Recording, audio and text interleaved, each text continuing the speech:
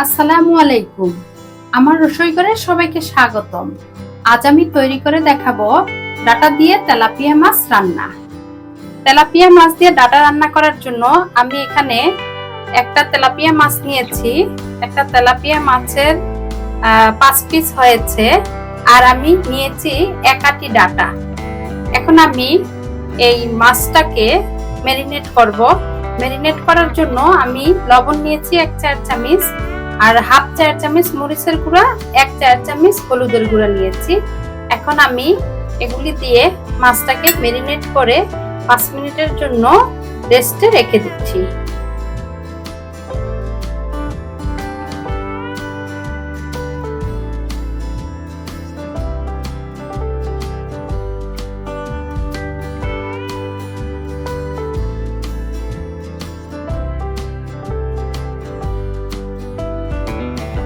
আমি মূল রান্নায় চলে এসেছি।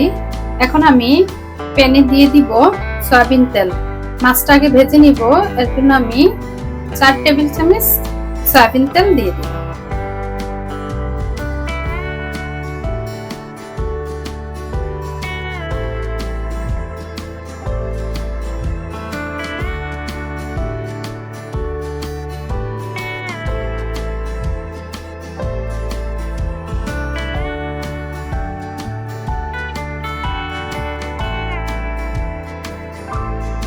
মাছের 1 পিস হয়ে গিয়েছে, এখন আমি উল্টিয়ে দিচ্ছি।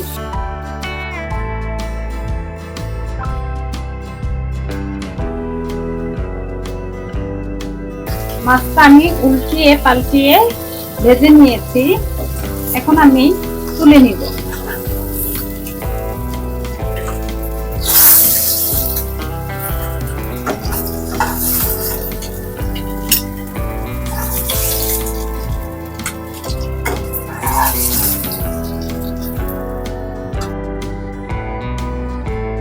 একই তেলে আমি একটু পেঁয়াজ দিয়ে দিলাম, এর মধ্যে আমি আরো 2 টেবিল চামচ সয়াবিন তেল দিব।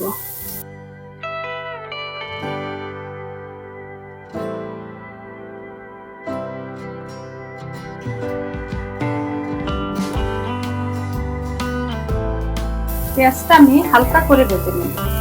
ডাটা দিয়ে মাছ একটি কমন খাবার, এটা সবাই রান্না করতে পারে, কিন্তু অনেকেই নতুন রাঁধুনি আছে যারা হয়তো সবজি দিয়ে মাছ রান্না করতে কষ্ট মনে করে বা মশলাটা অতটা বুঝে না। তাদের জন্য আসলে প্রত্যেকটা সবজিরই একটা নিজস্ব টেস্ট আছে। এর জন্য সবজিতে যদি আমরা অনেক মশলা দেই তাহলে সেই সবজিটার কোনো টেস্ট থাকে না।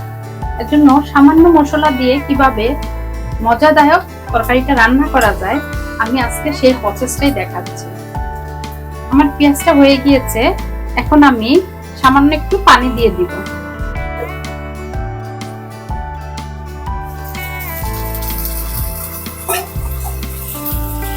এর মধ্যে আমি দিয়ে দিচ্ছি স্বাদ মতো লবণ, দিয়ে দিচ্ছি হাফ চা চামচের মতো হলুদের গুঁড়া,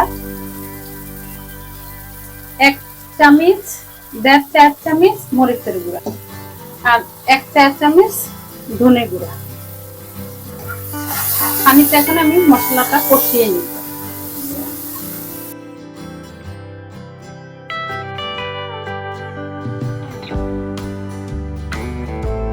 মশলাটা আমি খুব বেশি কষাবো না, আমার মশলা কষানো হয়ে গিয়েছে। এখন আমি দিয়ে দিচ্ছি কেটে রাখা ডাটা আর সামান্য একটু পানি।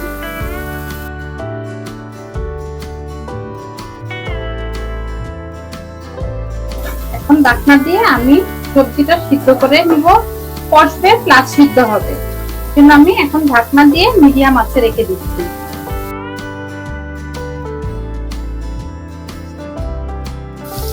আমি ঢাকনাটা খুলে নিচ্ছি, আর অফ স্কিনে আমি কয়েকবার নেড়ে দিয়েছি। আমার ডাটাটা কষানো হয়েছে প্লাস সিদ্ধ হয়েছে। এখন এই তেলে আমি আরো 2-3 মিনিট কষিয়ে নিব।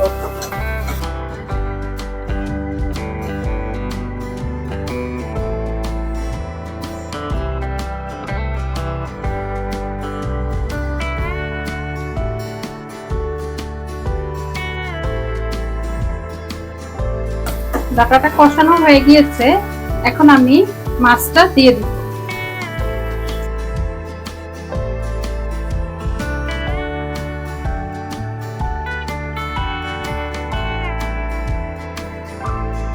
আমি এখানে কাঁচা পানি দিচ্ছি।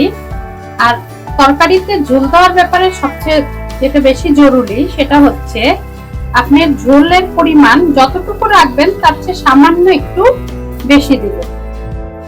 যদি সবজিটা সিদ্ধ না হয়ে থাকে সেই ক্ষেত্রে বলক আসার পরে মিডিয়াম আঁচে আপনি কিছুক্ষণ ঢেকে রাখবেন, তাতে মাছ সবজি সব সিদ্ধ হবে, সবজির ফ্লেভারটা মাছে যাবে, মাছের ফ্লেভারটা সবজিতে যাবে।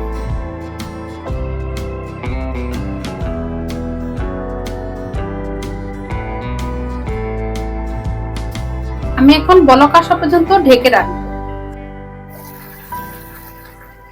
তরকারিটা আমার প্রায় হয়ে গিয়েছে, সবজিটাও সিদ্ধ হয়ে গিয়েছে, ঝোলটাও পরিমাণে চলে আসছে। এ পর্যায়ে আমি দিয়ে দিব সামান্য একটু জিরার গুঁড়া। আমি 1/2 চা চামচের মতো জিরার গুঁড়া দিয়ে দিচ্ছি। 2-3টা কাঁচামরিচ ফালি করে।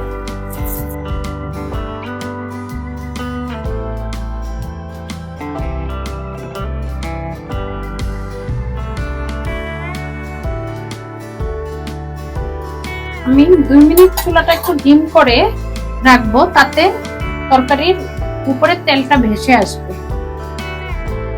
আমি দেখেন একদম সামান্য মশলায় শুধু লবণ, হলুদ, মরিচ, ধনিয়া, জিরা, এই হলো আমার এই সবজির মশলা।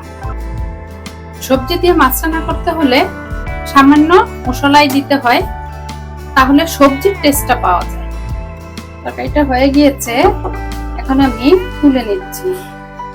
আমি এখন তরকারিটা সার্ভিং ডিশে সার্ভ করে নিচ্ছি।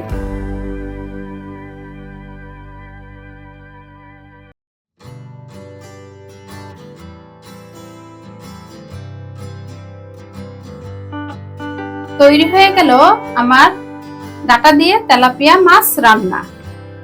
এই মাছ ছাড়াও আপনারা রুই মাছ, ইলিশ মাছ বা পাঙ্গাস মাছ দিয়েও ডাটা দিয়ে রান্না করতে পারেন এভাবে। যদি আমার ভিডিওগুলি ভালো লেগে থাকে তাহলে আমার চ্যানেলটি সাবস্ক্রাইব করে পাশে থাকা বেল আইকনটি ক্লিক করে অল নোটিফিকেশনে ক্লিক করে দিবেন।